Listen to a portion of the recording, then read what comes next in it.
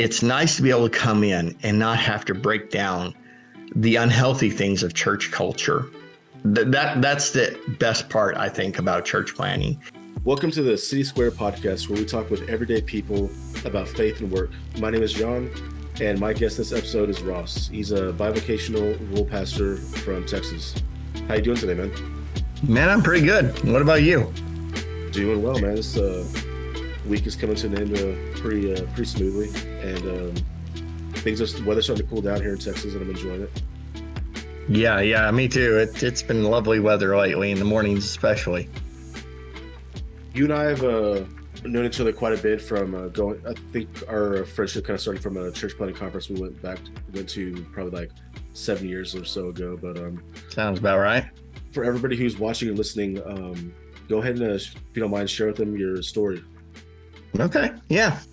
Well, in a way, the story starts kind of where we met to some degree. I mean, we kind of decided to start church planting ahead of that. I guess backing up with the whole adventure to even before that, where we decided to get into church planting. I've been part of young churches or church plants really before I became an adult even. I think the oldest church I've attended as an adult was like 12 years old. And so I've always been a part of something that God is doing that's relatively new anyway.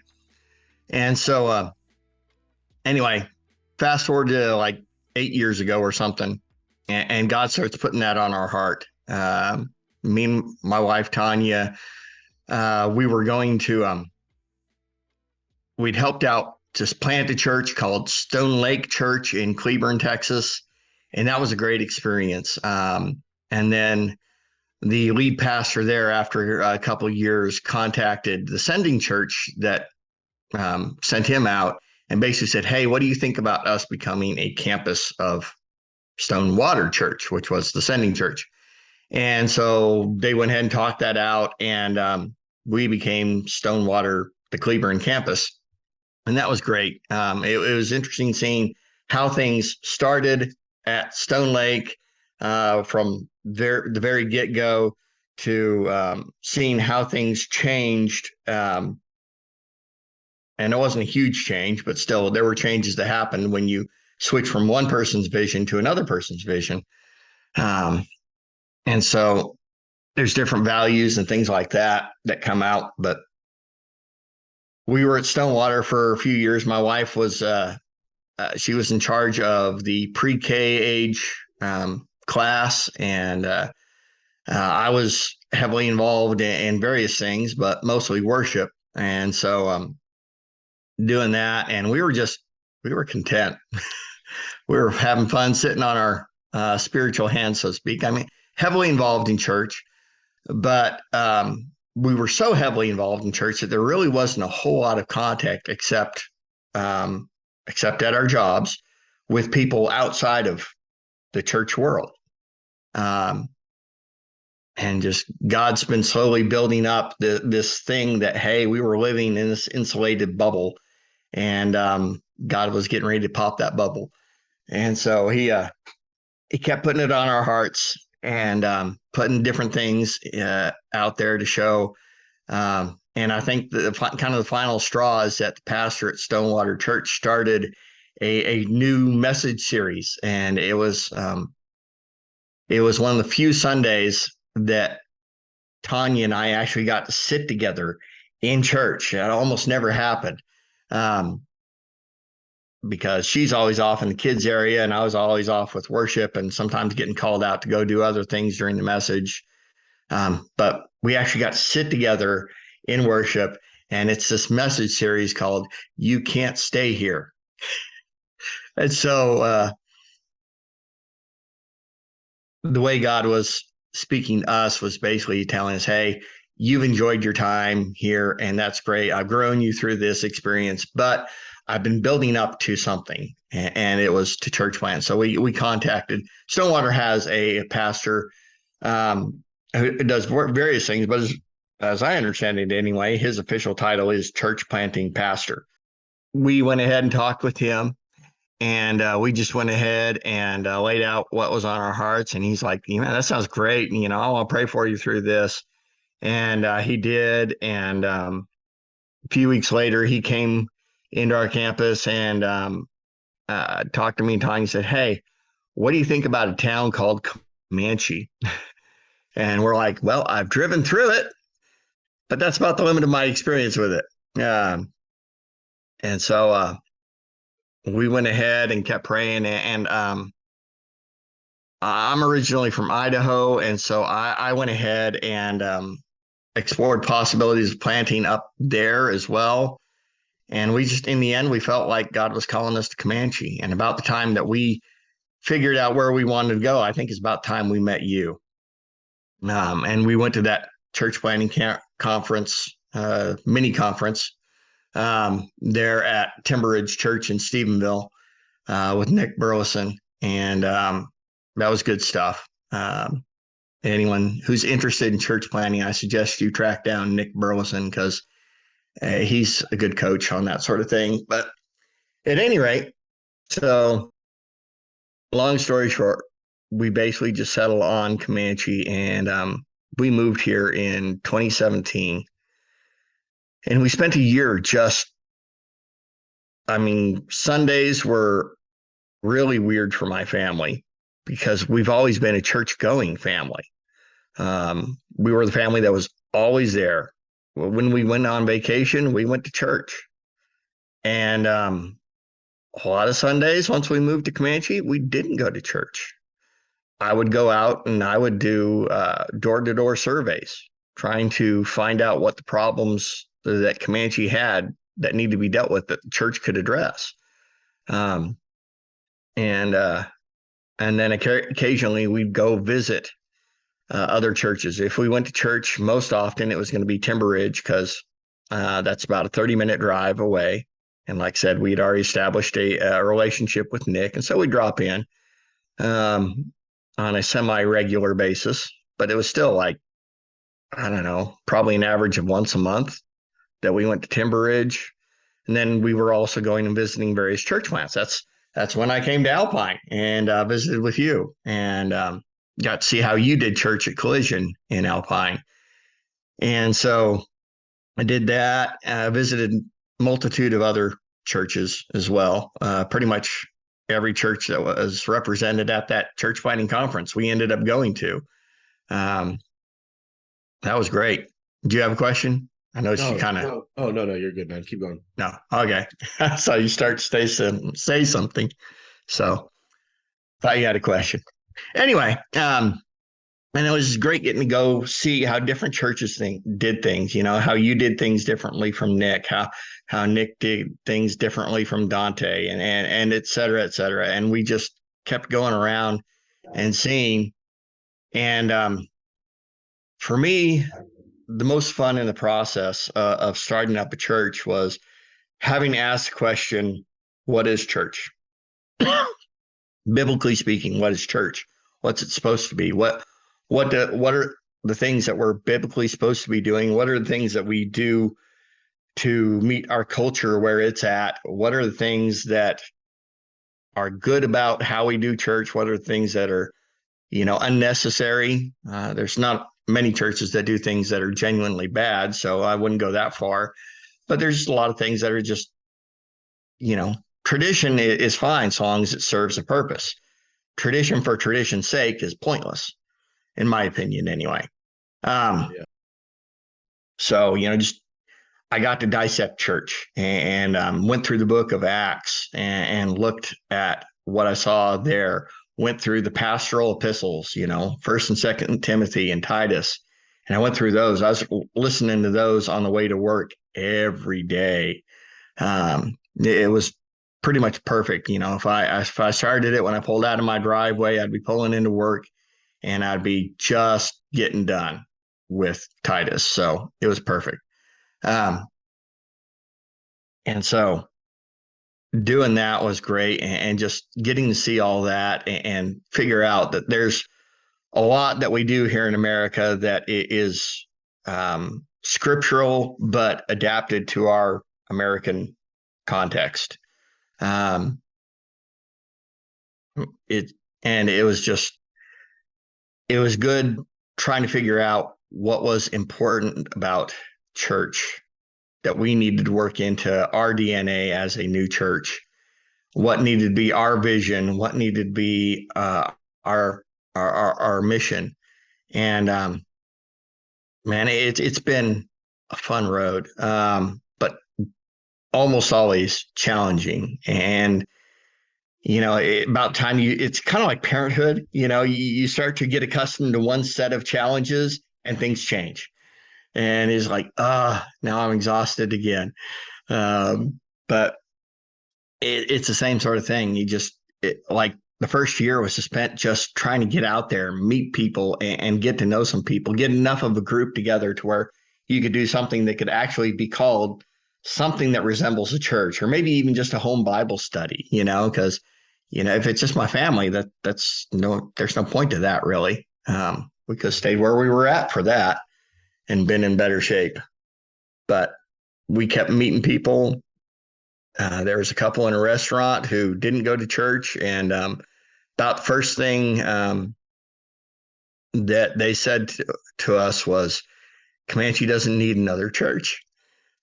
And we smiled, and because, for those who don't know, Texas has, you can't spit without hitting a church, feels like. So it's pretty easy to say, we don't need another church. But on the other hand, if the church is doing everything it's supposed to, if we were reaching everybody we were supposed to be reaching and getting people coming in, every church that's in every single Texas town, if it were filled to capacity for like 4 services a day, it still wouldn't be enough room for all the people. So there's still a call for more churches.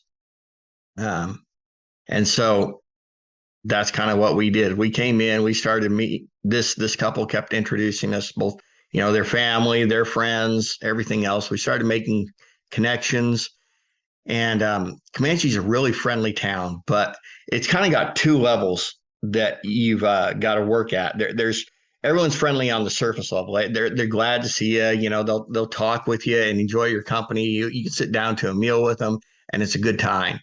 But I mean, I'm sure having started a church in a small town, the place where people actually start to trust you is much further down the road.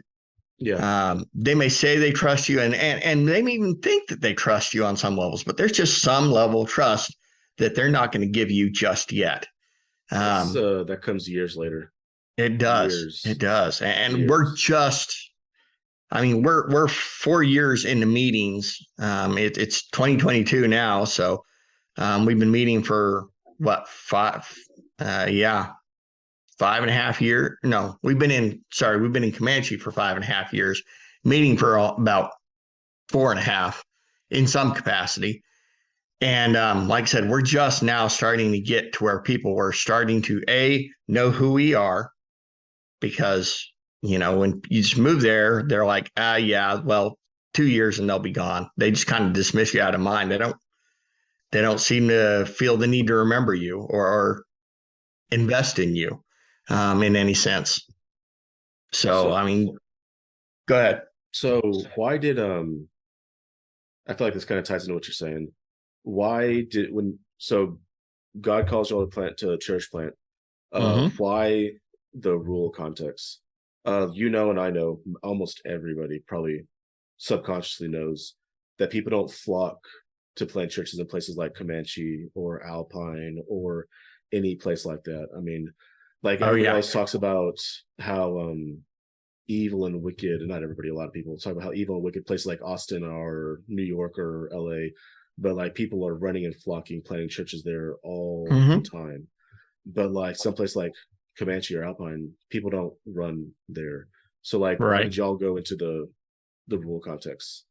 Yeah, just to give you an idea of how true what you said is, like I said, we've been meeting for 4.5 years, and to my knowledge, we're still the newest church in town. Yeah. So whereas, when we helped start a church in Cleburne, we planted literally right on the heels of another church planting, and there were at least 3 other church plants in the few years that we were there. And those are just the ones that I knew of. And I wasn't going looking and trying to find out. But Comanche is a declining community. It's a slow decline, but it's a poorer community, and a lot of people have the need to travel out of town in order to be able to find a good paying job. A lot of people here have 2 or 3 jobs. It's I make the joke that everyone has a side hustle, or everyone's side hustle has a side hustle. So and you find 2, 3, 4 generations in one home. And while I understand that to some extent that's part of Hispanic culture, you don't find that just with Hispanic families around here. You find a single mom with her kids, of course, but she's living with her mom, and maybe they've got grandma in there as well. Yeah. There can be multiple generations just trying to make ends meet, and that's just what it takes. It's not a wealthy community for the most part. One of the things that I always kind of thought interesting when we were in Alpine was, because I don't know if maybe this is Comanche also. I was kind of thought this was unique to where I was at. Was in almost every small town, you have people who work 2 or 3 jobs because they're to make ends meet, and they're kind of like stuck in that town, or at least they feel like they're stuck in that town, and they're angry and they're bitter. Some of it is understandable, but like I know in Alpine, I'm curious if this is Comanche also. There are people who left their life in Austin, Dallas, Houston, or whatever, and moved to Alpine, and they work 2 or 3 jobs because they want to live there. Yeah. I don't know if that's the true about Comanche as well. Not that I've detected. I mean, there's a handful of people who have definitely moved here. I've run into what's been, to me anyway, a surprising amount of people from outside, because like I said, Comanche is a very friendly place on the surface, but building real genuine friendships has been a challenge for us. Some of that's because I'm an introvert by nature, but a lot of it's just like I said, there's that level of trust that isn't 100% there yet. Yeah. And at any rate, it's just people don't typically move to Comanche unless they've got a good reason to. Like there's a job, or I've got, my mom lives here and I had to come take care of her.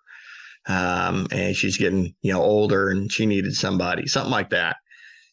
People typically, like I said, and even then, like I said, a lot of people are finding their jobs in Stephenville or in Brownwood. It's a very rural community with an agriculture bent.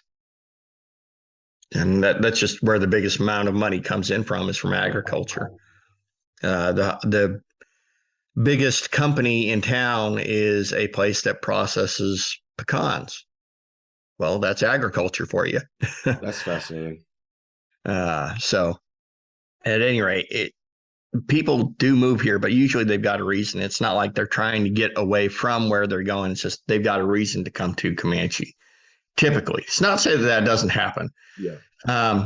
I closest I can think of is I knew one lady who was a RN, and so she had some money coming in. She'd done some travel nursing, which brings in even more money. And she wanted to be able to have a home with acreage, and so she could have horses. And so she moved here because land is cheaper around Comanche than it is even around Stephenville, 30 minutes away. And so there's people who are doing it for that reason. So that's about all I can really think of offhand on that front. So Comanche is basically an agricultural town, right? Farming, ranching. It is. There's not exactly people flocking to move there. Y'all are not a small town that's on the outskirts of a major city, and that Hmm. kind of thing. And so y'all moved there, and y'all just are church planting there. And so, why did y'all choose church planting in Comanche? Ultimately, that's where we felt like God was telling us to go. Right. It wouldn't have been my first choice, or probably even my second choice, or probably not even my third choice. Like I said, I'd only driven through the town. That was my experience. I don't think we'd ever even stopped in town for gas. It was when we lived in Stephenville. We had some friends in Brownwood. Comanche's about halfway in between, so I mean, it was just drive through. It's an hour drive, so you don't need to generally stop for anything. I didn't have a need to. So I think the experience I had stopping in town before that is I'd taken a CPR seminar at a church because I needed to get that for a job I had years ago.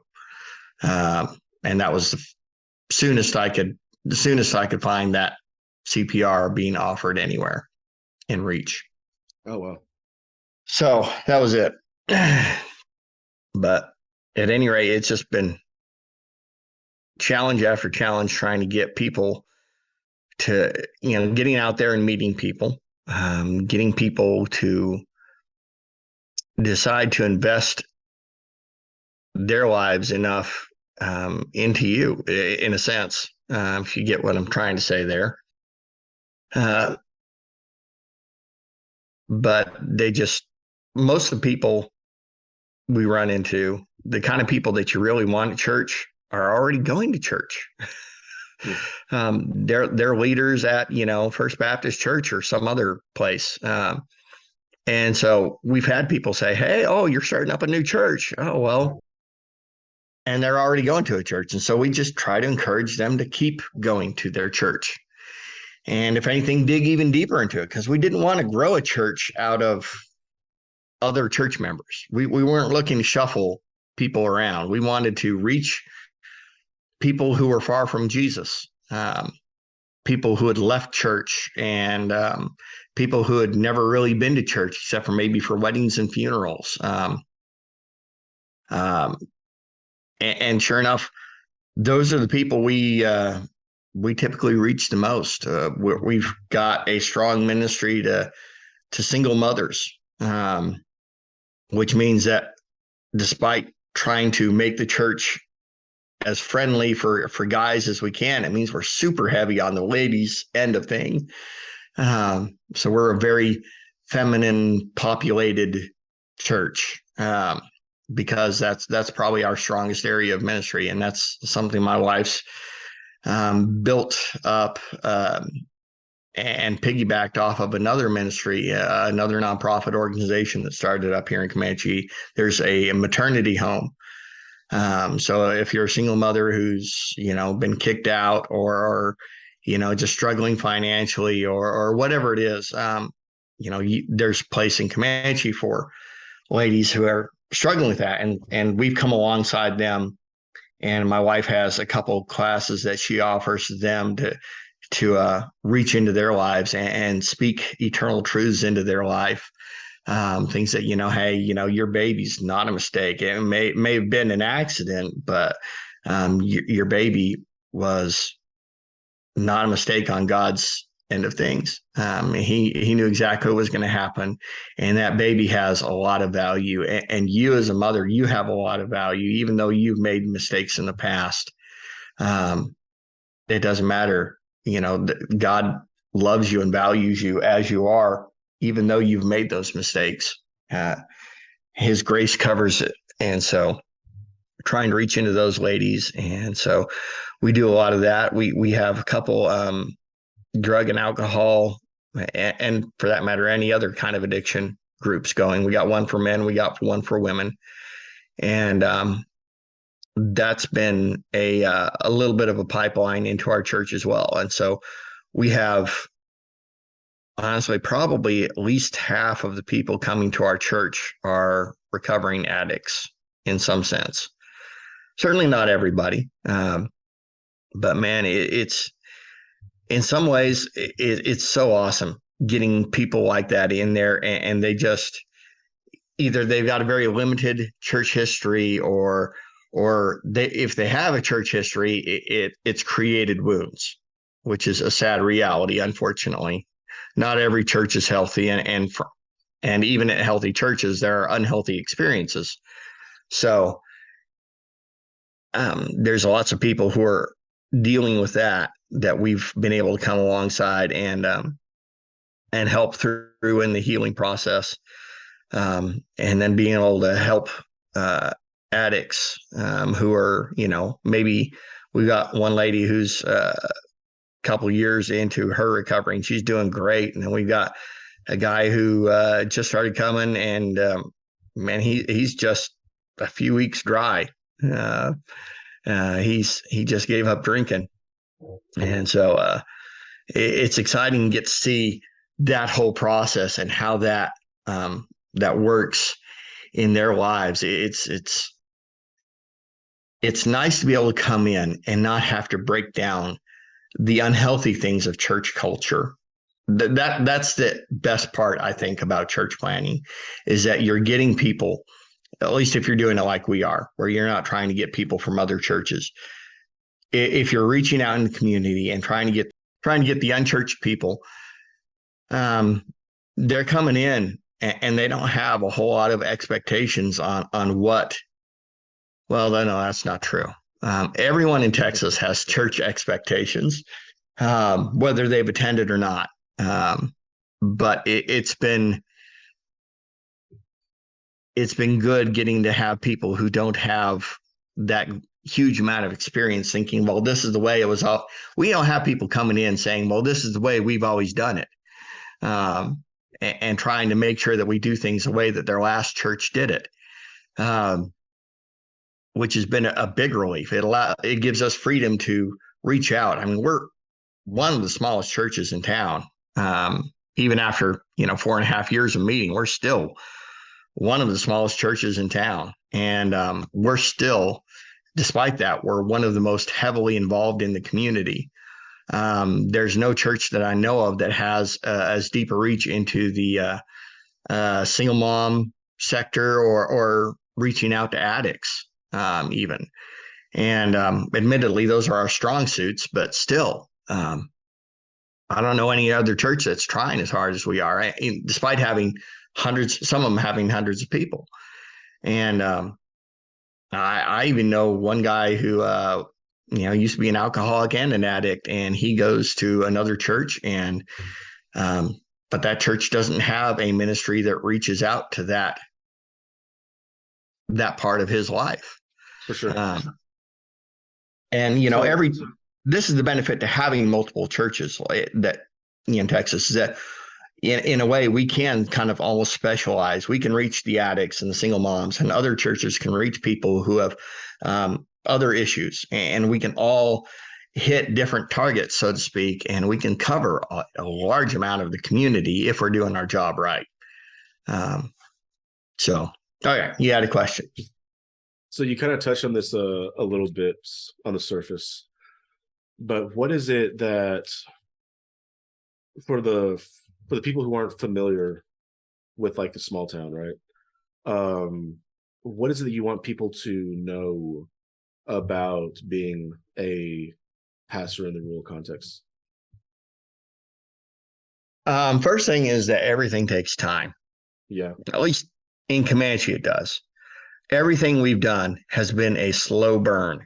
That single mothers class that I talked about, first time we did it, we had one girl come, and she didn't want to be there. She had to. She was at the maternity home, and they made that a required course for anyone coming. And so she had to come, and she didn't like it. She didn't want to be there. And that's what I call a slow burn. You got one person, but she's forced to come. The ladies recovery group they hit the ground running to some degree, but that's because it's being facilitated by a lady who was part of the drug community and has been that lady I mentioned earlier, who's been clean and sober for a couple of years now. Actually, it's been a little bit longer than that. But anyway, she had connections into the drug and the alcohol community. She'd grown up in this town. A lot of people knew her addictive past, knew how she changed. And so, bam, they came and they hit the ground running, relatively speaking. But we're talking about, like 6 people. And, they good meeting, they might have, maybe 15. And the men's has been a lot slower. I spent most of that first year with one other guy coming, and he was coming to help.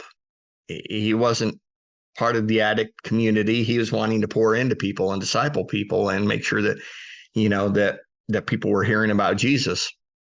He was coming to give, not so much to receive. And then, there's probably about like a 3-month period where literally it was just me. Nobody came. And even now, a good meeting is like 8 guys. That's probably about as good as it's ever been. Usually it's 4 of us. We've also tried to get I guess I hate calling it a support group just because that sounds unmasculine, but basically it's a support group for single dads trying to get, the other half of that family.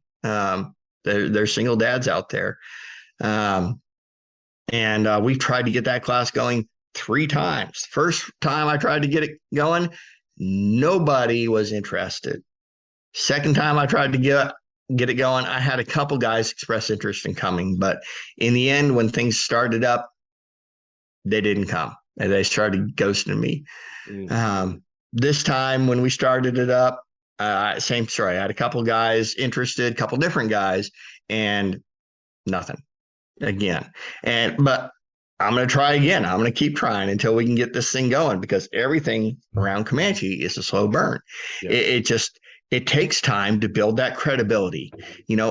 Addicts typically don't want to recover until they hit that rock bottom. And then they're going to look around and they're going to say, okay, who do I see who's further down this road? Or who do I see who I actually believe cares about me in my situation, wants to help me out? And, typically there's going to be some family in that process. Not always. Sometimes they burnt their bridges with family. But, if you've been there for 2 weeks or 2 months, people don't know that you care. Yeah. It's like I said, it's at least 2 years before people start to think maybe he's not going to be moving out. Maybe he's actually going to stick around.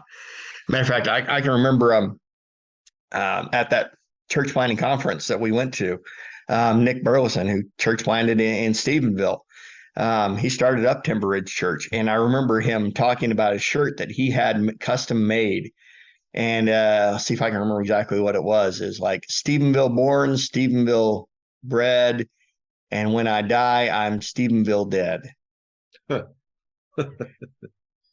And he wore that shirt out because he wanted people to know he was in the community and he was staying there, and he wasn't going to be moving out in 2 years after things got going onto another opportunity. And he's still there. He's still pouring into the community, and he's got that rapport with people. People know who he is at this point. And I'm just starting to reach that point in Comanche where people know who I am and they see that I actually care about the community. There's things that we do, like we do at the start of summer vacation, we do this little fun day for kids. And we've done that for years. We haven't had anyone come visit the church for that because we held that. Not one person has ever said, hey, this was a great Saturday. You guys do church Sunday. Where is it? Can I come? Not once. And I just recognize that part of it's, we keep doing this, people are going to slowly start to realize, hey, they're sticking around. They're a permanent fixture in the town. One ministry idea I had early on was maybe we, like during Christmas time, we could offer to do like a Saturday babysitting so that people could go out and do their Christmas shopping, not have to worry about their kids being there while they're buying the Christmas presents for kids, and just make it an easier experience regardless of spoiling Christmas presents for the kids. And I like that idea, but like I said, especially at the beginning, I was like, people don't know who the heck we are. Why on earth would they trust us with their kids? Just because we got the name church behind us? No, that doesn't mean a whole lot, especially these days. Not with all the church scandals that go around with child abuse. So like so basically you like it takes a long time to become part of the community, right? It does. It takes a long time to be a years. part of the community, and things move like just really, really slow. It does. Which is interesting because like I'm living in a major city, San Antonio, for about a year now. And the way people think about being a part of the community or being a resident is just drastically different, man. It's just drastically different. It takes, because I lived in Dallas for a little bit also, and it's just the way you get plugged in and gets integrated to the community, it's just drastically different, man.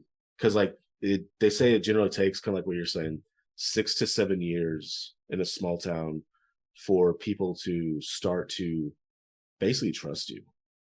And y'all are around that. Y'all are coming up on that market pretty soon. And that's the, I guess, the quote unquote average is around 6 to 7 years. And but it's interesting though, because you would think it'd be easier because there's not much going on. Like you think it'd be easier because you always see the same people at the grocery store, the one grocery store.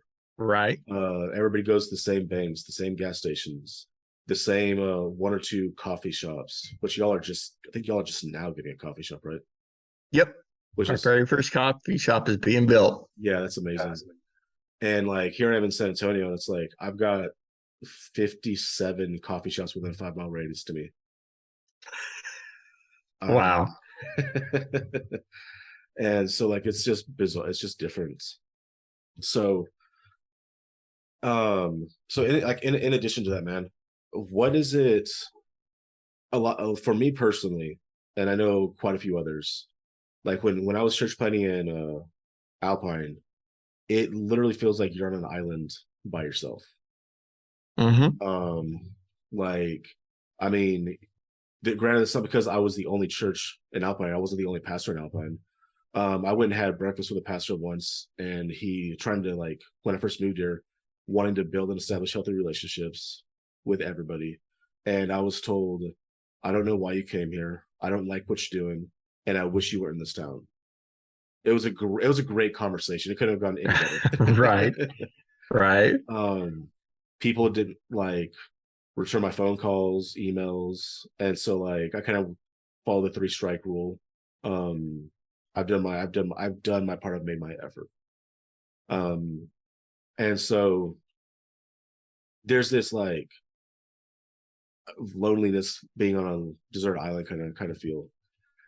Has that been similar to you, man? And like, is there anything that we can do to support rural pastors to make it not as for that not to be a thing? I would say I've had a little definitely different experience than you. Everything I'd ever heard on church planning podcasts or read in books and everything talk about how basically church planning pastor coming into a community is persona non grata. You're not welcomed. I think Ed Stetzer, I've heard him say, I'll see if I can quote it properly. Start a new church overseas and it's all for God's glory, but start another church in my backyard and that's another story.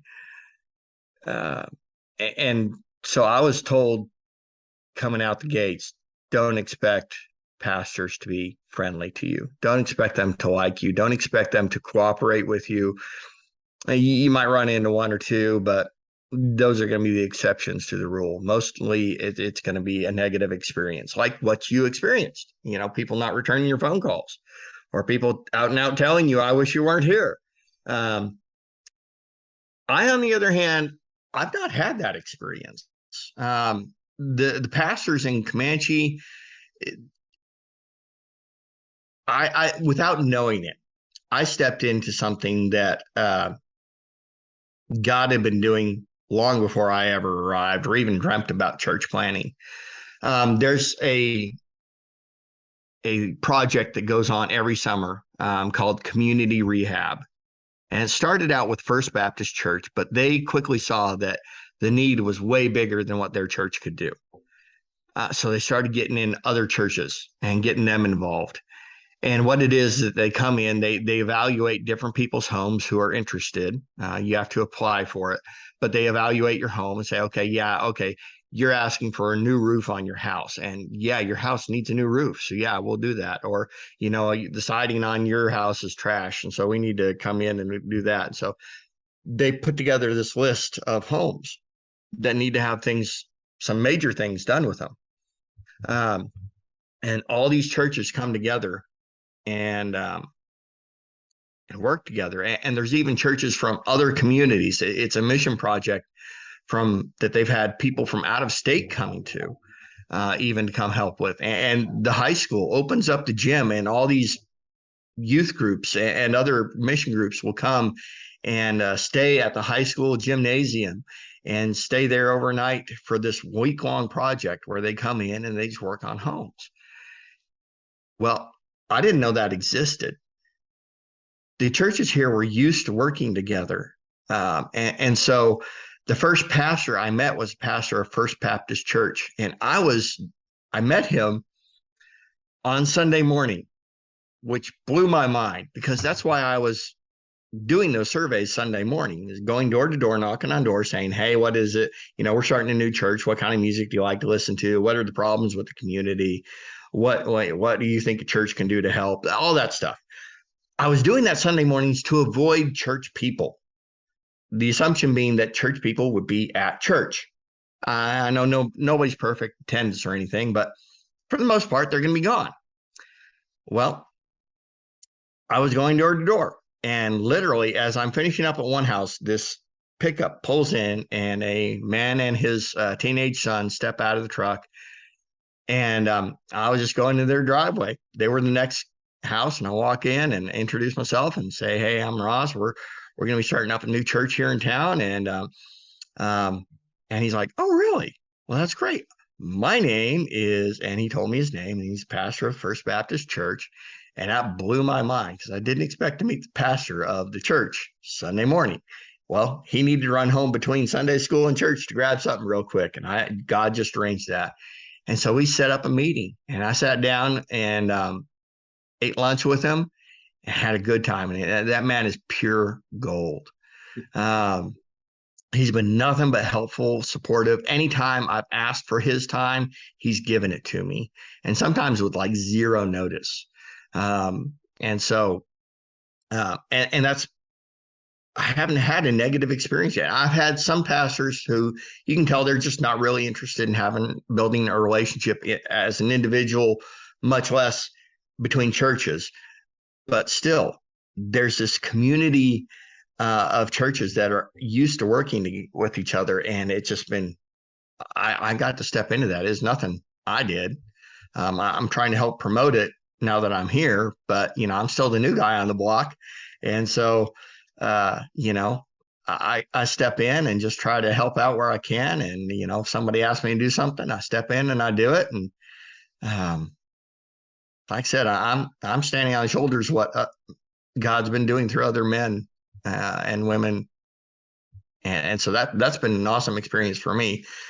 But I also know that that's just absolutely strange experience, that most people don't get that at all. They step into church plant in a community, and it's just the cold shoulder all over the place. And maybe you'll find somebody who will mentor you. And Yeah. that's about the best you can hope for most of the time, even if it's just mentoring you in the sense of getting to know the community. So uh, it's, my advice is that recognize that my story's the unusual one in that sense, that most people starting up a church, and especially in a small town, people are very possessive of the small town pastors, because there's a limited number of people. I mean, you move to a city like San Antonio or Dallas or Phoenix or LA or New York or whatever, and it feels like there's practically unlimited supply of people. You can't reach everybody. You can't reach everybody within 1 square mile. That would be a massive church. And it just, you can't. And so you recognize that there's going to be new churches coming in, and that's just part of it. You may not like them. They may be closer than you want. They may be trying to reach the same neighborhood as you, and you may feel a little possessive in that way. But small towns, it's a different story. There's 5,000 people in Comanche, 15,000 in the whole county. And so one more church, suddenly it's like, no, these are my people. That would be the normal experience.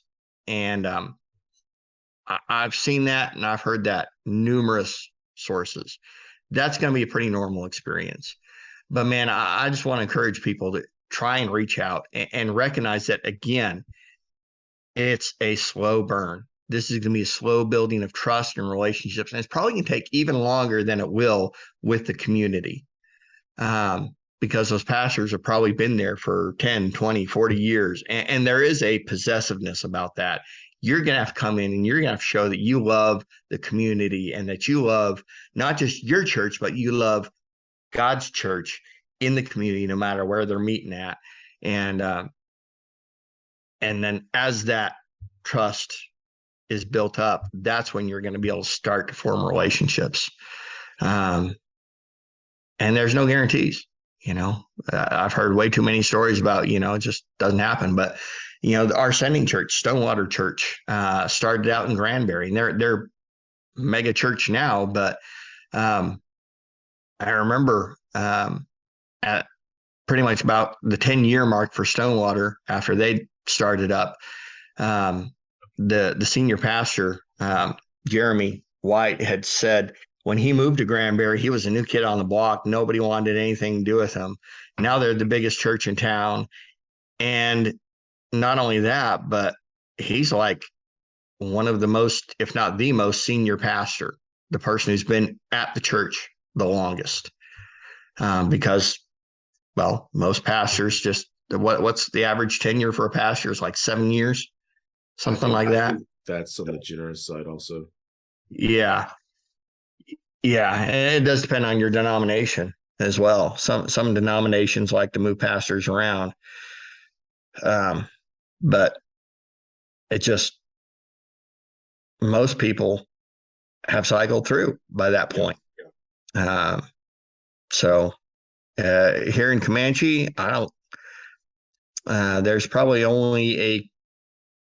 I can only think of, I think, 2 churches, really, truly only one, that has a new pastor that's newer than me, and one church where the pastor is literally going to be, his last day, I believe, is the 15th of this month. So they're about to have a new pastor. And so, I'm slowly moving up the ranks on seniority as far as pastors go, but it's slow going. And that's just the way it's going to be. Everything in small towns just takes a long time. It's not something where you come in, you drop a church, and you grow up for 2 years, and then you move away. Right. And you can do that, sure, but recognize that the church is going to suffer for it, that you planted, that and you basically made it harder for the next church planter to come in as well, into that community, because now they have an experience they can point out and say, yeah, see, church planters, they just leave after 2 years. Yeah. So let me ask you this, man. Give me 3 podcasts that you're listening to right now. Oh, let's see. Let's see. There is the Church Leaders Podcast by Ed Yeah. Stetzer. There is Everyday Disciple with Caesar Kalinowski. Okay. And then one that has stopped running, but I've still found I go back to it a lot. They've got 450 episodes, so there's quite a library. But it's the Church Planter Podcast with Peyton Jones and Pete Mitchell. Those would probably be the three. And I know the Church Planter Podcast obviously is a lot about church planting, but there's so much that applies no matter what it's in ministry. So that's good. So, yeah. What have you been taking from them? Obviously a lot of church planting stuff from the Church Planter Podcast, but let's see, the Ed Stetzer one. Let's see, I listened to one from him recently on it was basically on preaching.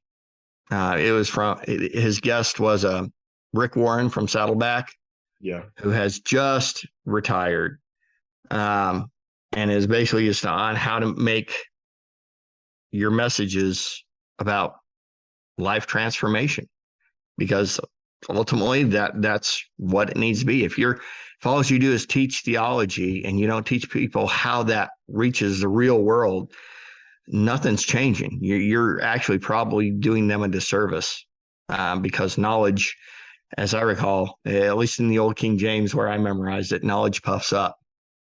I can't remember where that is in Proverbs, but still, it's this basic idea that the more we know but we don't have a use for, it just makes us arrogant.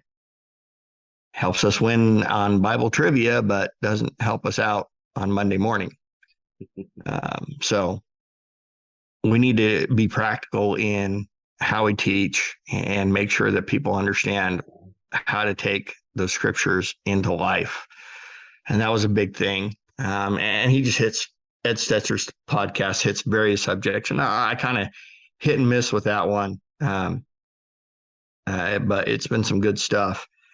So let's see, there's one I listened to, Discipleship Isn't Sexy, but We Need to Get Back to It. And I thought that was a good little title.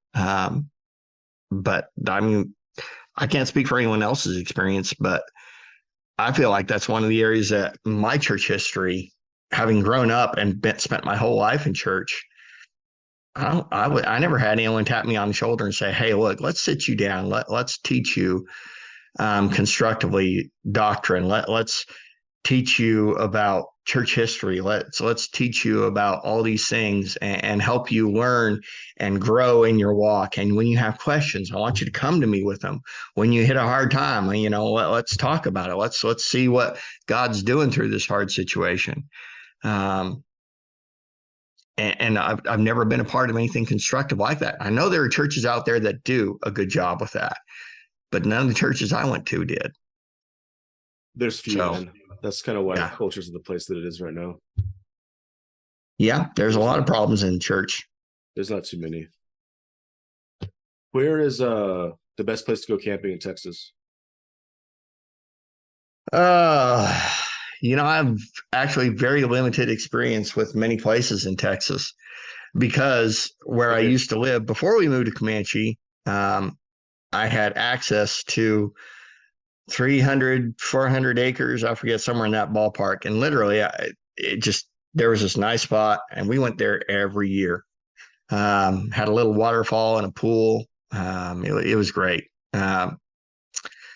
I've heard great things about Meridian State Park being a good one. We went to Possum Kingdom Lake, and that was beautiful, especially if you went into their primitive areas, which means basically you can't pull your car up to it. You got to move stuff over to their spots. That was great. Possum Kingdom Lake does not sound attractive at all. No, I was talking with my family, my brother, my dad, my mom, and everyone else about that after we went there. I said that is just the most redneck hick name I could think of.